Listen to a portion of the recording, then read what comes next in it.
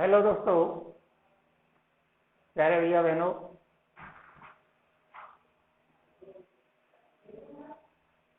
नमस्कार। श्री राधा कृष्ण माध्यमिक विद्यालय की ऑनलाइन क्लासेस में आपका स्वागत है। प्यारे भैया बहनों, आपसे अनुरोध है कि जब भी आप वीडियो को देखें, वैसे तो आपको वीडियो को देखने के लिए सभी को लाइव जब चलता है देखना चाहिए और अपने कमेंट्स भी करने चाहिए। फिर भी जब आप लाइव ही आते हैं तो अपना कॉपी और पेन दोनों का प्रयोग करें। आवश्यक रूप से नोट्स तैयार करें जिससे कि आप अपनी पढ़ाई ठीक प्रकार से कर सकें। पिछली कुछ वीडियो में आपने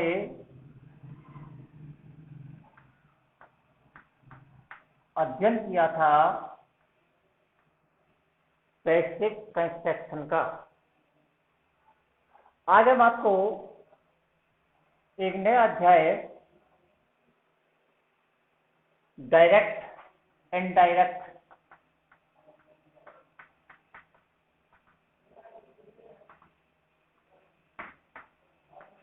का अध्ययन कराने जा रहे हैं। कृपया आपसे अनुरोध है, अपने कॉपी पेन आवश्यक रूप से अपने सामने रखें और समझने का प्रयास करें।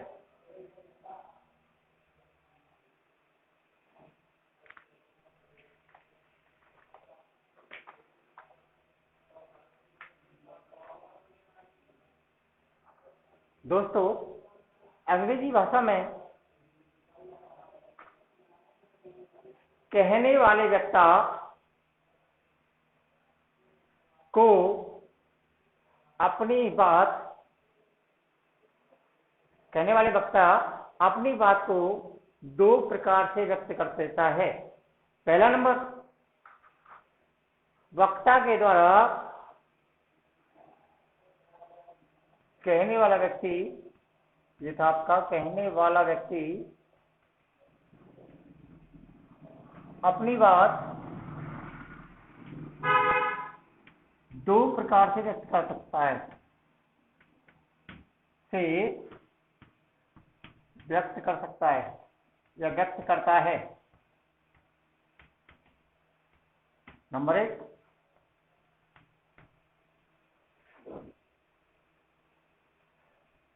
वक्ता के द्वारा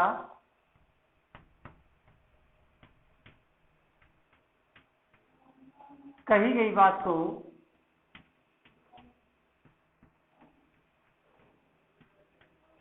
को ज्यों का त्यों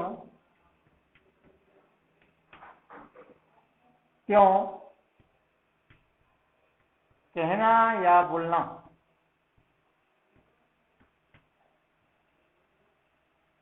कहना या बोलना, यह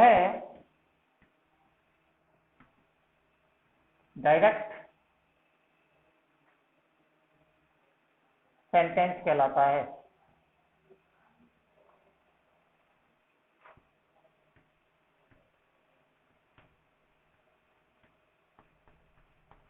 नंबर दो,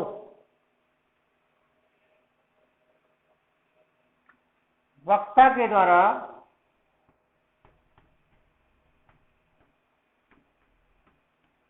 कहे गए शब्दों को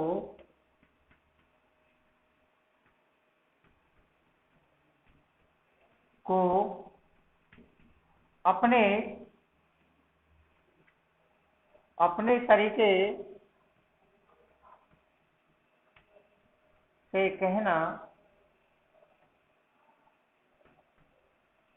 इनडायरेक्ट सेंटेंस कहलाता है।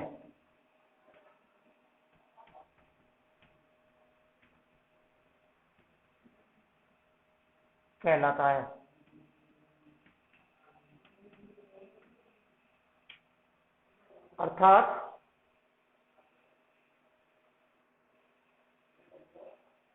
अर्थात इसे निम्न प्रकार समझ सकते हैं।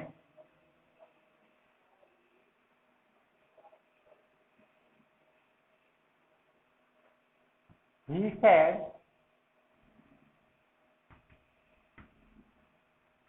I can go there.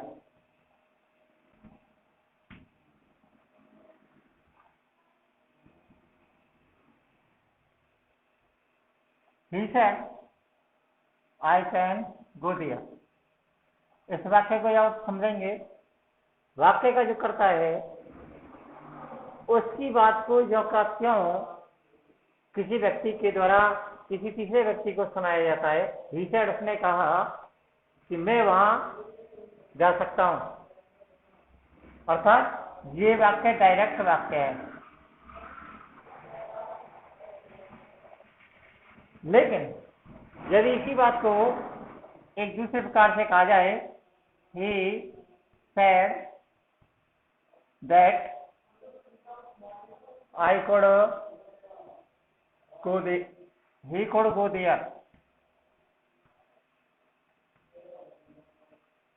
यहां वाक्य का जो सर्वनाम है उसमें परिवर्तन हो गया।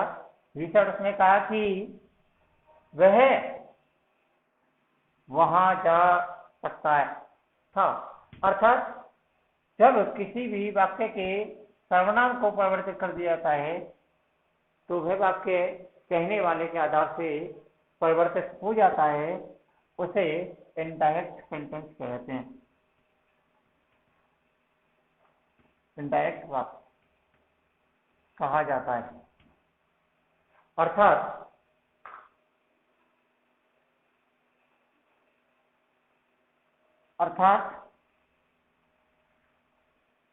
इनडायरेक्ट अथवा डायरेक्ट सेंटेंस में ये पाया गया है कि इसमें दो वाक्य होते हैं।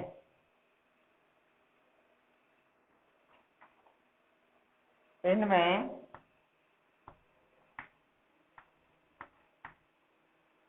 दो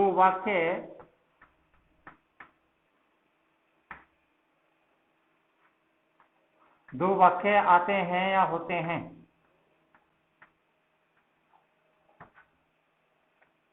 नंबर एक,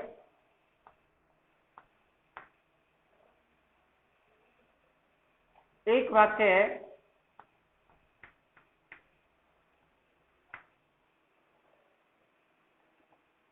आर वी रिपोर्टिंग वर्ब वाक्य। सेकंड,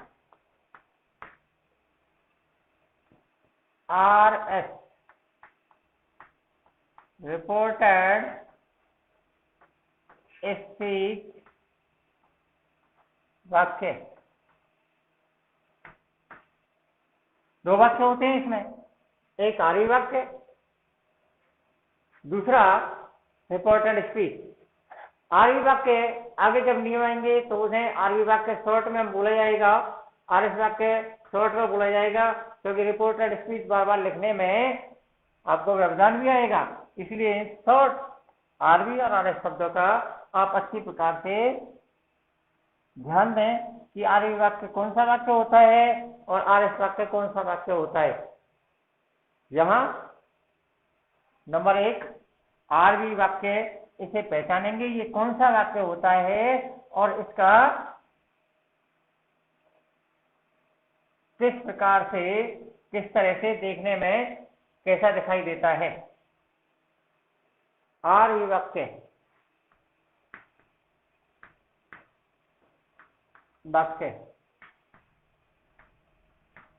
यह वाक्य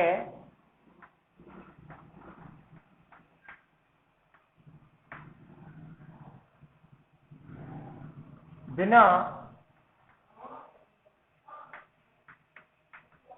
इन्वर्टेड कॉमा वाला होता है।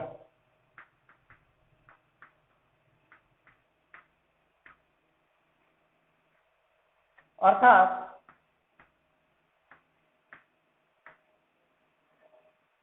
वह वाक्य जो इन्वर्टेड कॉमा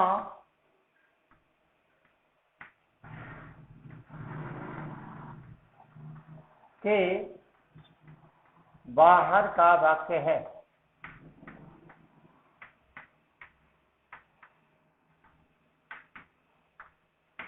इस वाक्य में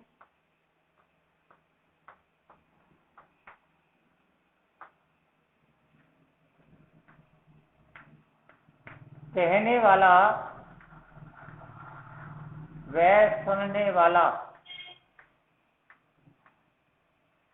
वाला व्यक्ति, सुनने वाले व्यक्ति पाए जाते हैं।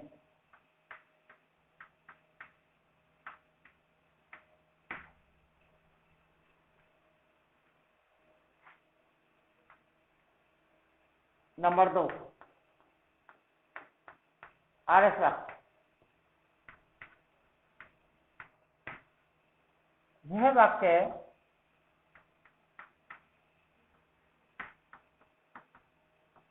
इन्वर्टेड कॉमा के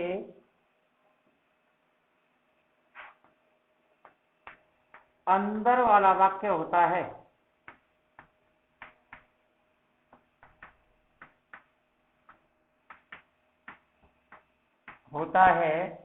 इस वाक्य में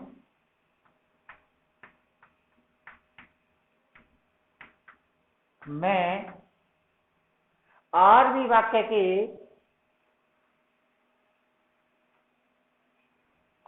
वाक्य के कहने व सुनने वाले के बीच हुई बातचीत का ब्यौरा होता है।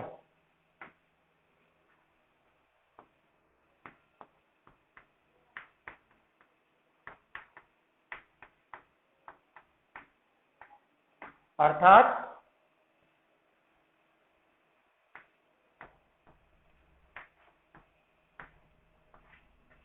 पहचान के रूप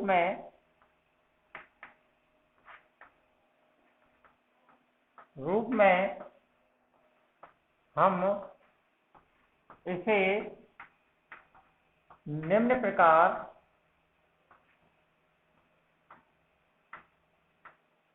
समझ सकते हैं।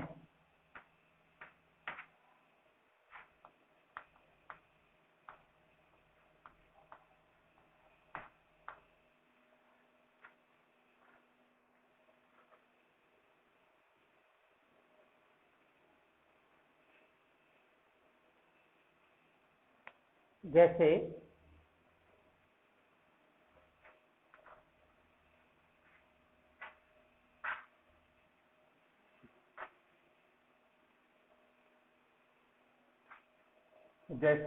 राम said,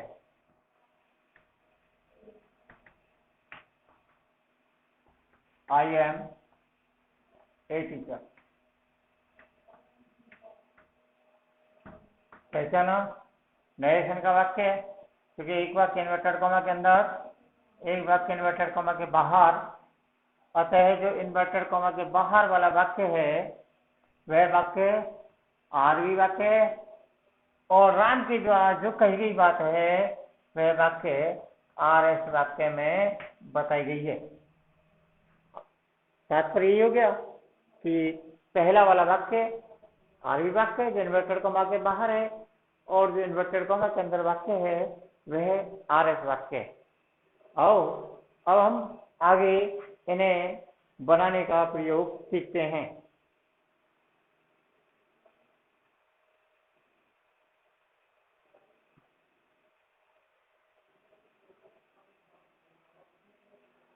और वी वाक्य में नोट लगाकर लिख भी सकते हैं इसे। आर वी वाक्य में अधिक परिवर्तन नहीं होते हैं,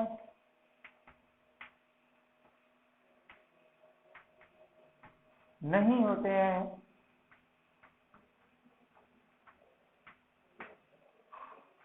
नोट नंबर 2, आर एस वाक्य में अधिकांश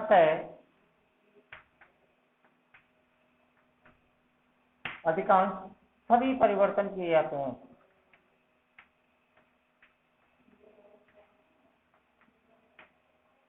सभी परिवर्तन किए जाते हैं।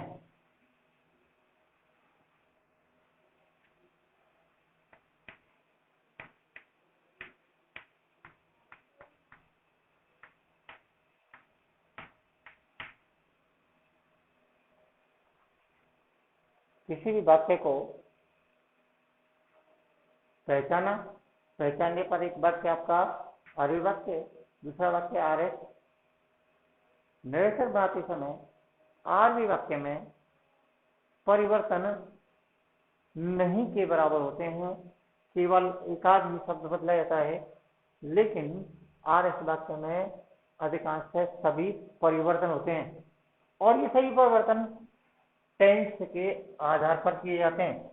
लेकिन उससे पहले मैं आपको एक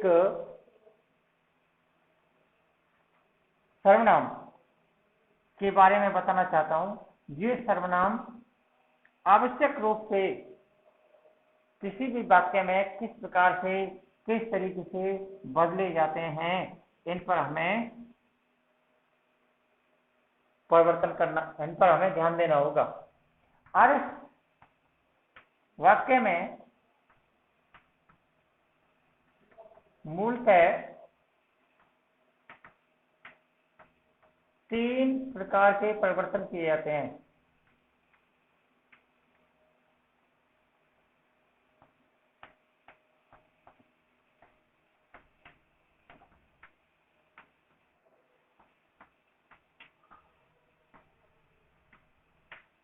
नंबर 1,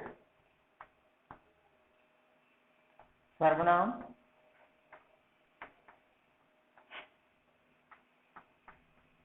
प्रोनाउन संबंधी। सेकंड, काल, टेंस संबंधी।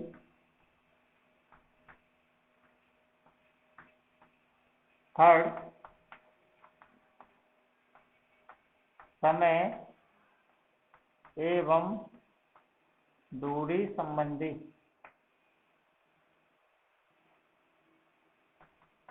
टाइम एंड डिस्टेंस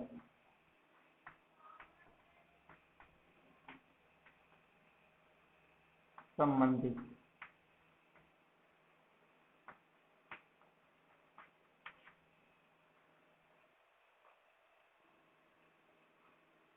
सर्वनाम संबंधी परिवर्तन किसी भी नरेशन में सबसे महत्वपूर्ण पहलू होता है। और आज हम केवल सर्वनाम संबंधी परिवर्तन किस प्रकार से होते हैं, इनके बारे में चर्चा करेंगे। चलिए हम आपको एक चार्ट के माध्यम से इसे प्रस्तुत कर रहे हैं। सर्वनाम chart, pronoun chart.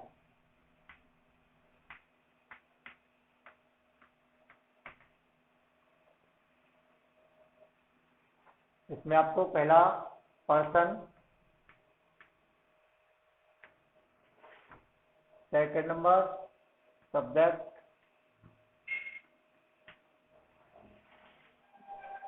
Number 3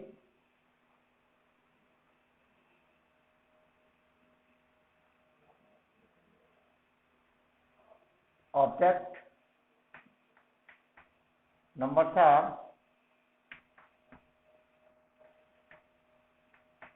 what is the first? Is the first positive,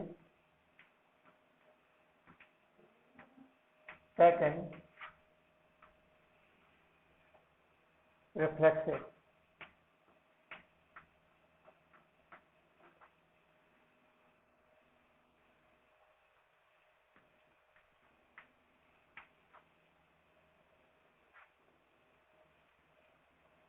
अंग्रेजी के अंतर्गत आप जानते हैं पर्सन 3 है।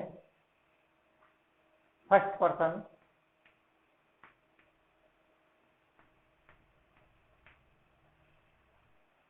फर्स्ट पर्सन में जो सब्जेक्ट होता है वे 2 होते हैं, आई और वी।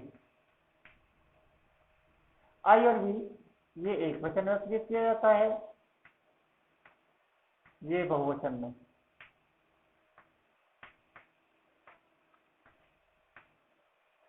आई का कर्म मी बनता है, पॉजिटिव फर्स्ट, माई, पॉजिटिव सेकंड, माइन, और इसका रिफ्लेक्सिव जो होता है वह my self.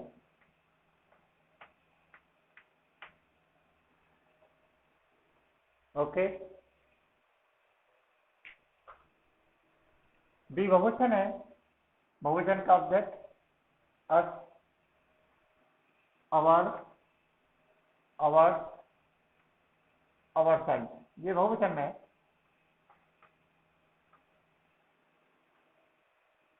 Second person, you, ये यू एक वचन में,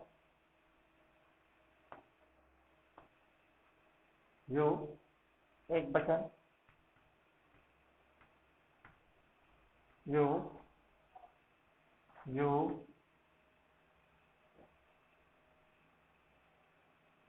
your, your, your self.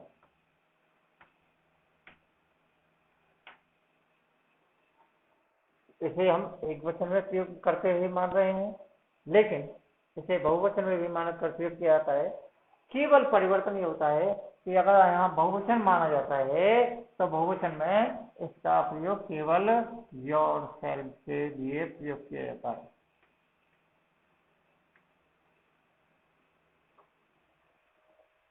Third, ये फर्स्ट पर्सन का हो गया था, सेकंड पर्सन का हो गया, थर्ड पर्सन,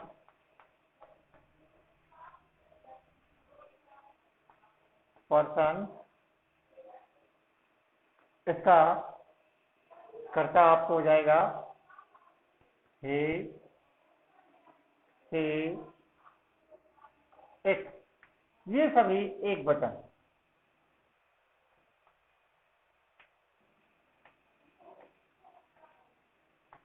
ही का कर्म रहेगा him, his, his, himself, she, her, her, hers, herself।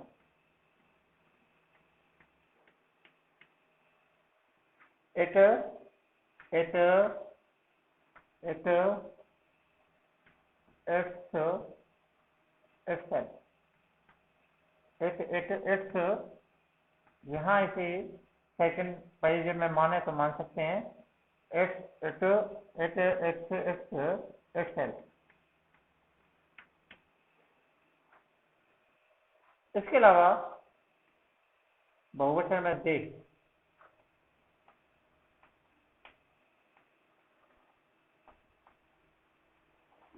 बहुवचन में दे का हो जाएगा them,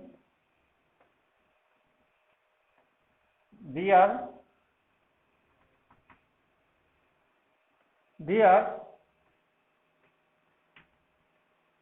themselves, VES। तो मेरे प्यारे भैया बहनों, इस